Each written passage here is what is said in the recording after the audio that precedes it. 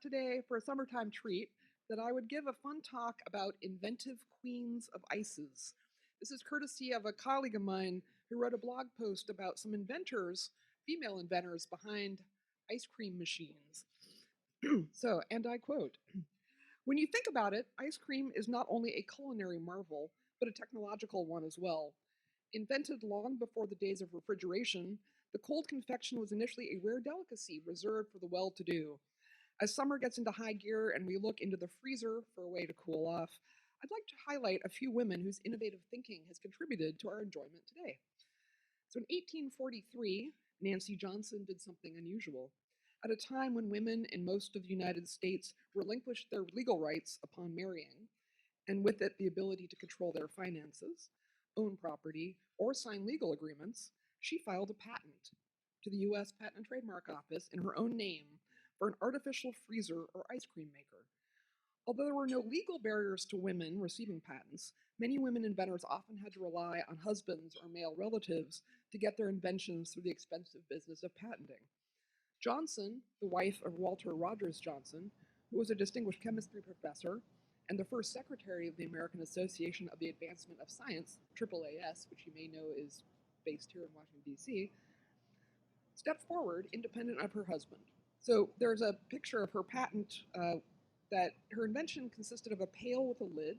Inside the pail there was a metal container, also fitted with a lid, to hold ingredients. Ice and salt were packed into the space between the container and the pail. Sound familiar? I think a lot of us know what this is like. Perforated S-shaped paddles inside the container more efficiently scraped the sides and evenly blended the ingredients. The paddles attached to a spindle, which extended through the lid and attached to a hand crank outside the pail. So think about this. This is 1843, and for many of us, we remember this kind of ice cream maker fondly.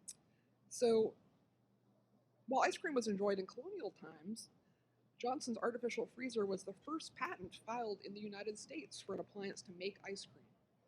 Prior to her invention, cooks would usually place ice cream ingredients in a metal pot and nest it inside a bucket filled with crushed ice, and then have to continuously scrape.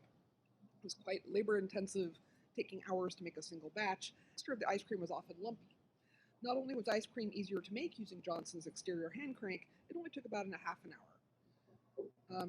So her success meant she was able to commercialize her invention, but soon sold her patent, as many do, licensed to William Young.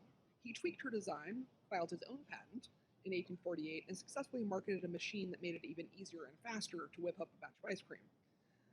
Young wasn't the only one inspired by Nancy Johnson. Reports vary, but roughly 90 patents for ice cream machines were filed in the 25 years after she filed hers. So commercially available ice cream makers, while it may seem sort of minor, made a treat that had once been only accessible to the elite more accessible to everyone. Then, for those of you who may be vegan or lactose intolerant, you might be interested to hear there was a woman named Elmita Lambert who invented a dairy-free ice cream. Her husband Joseph was an employee at the renowned Battle Creek Sanitarium, a 19th century health retreat overseen by Dr.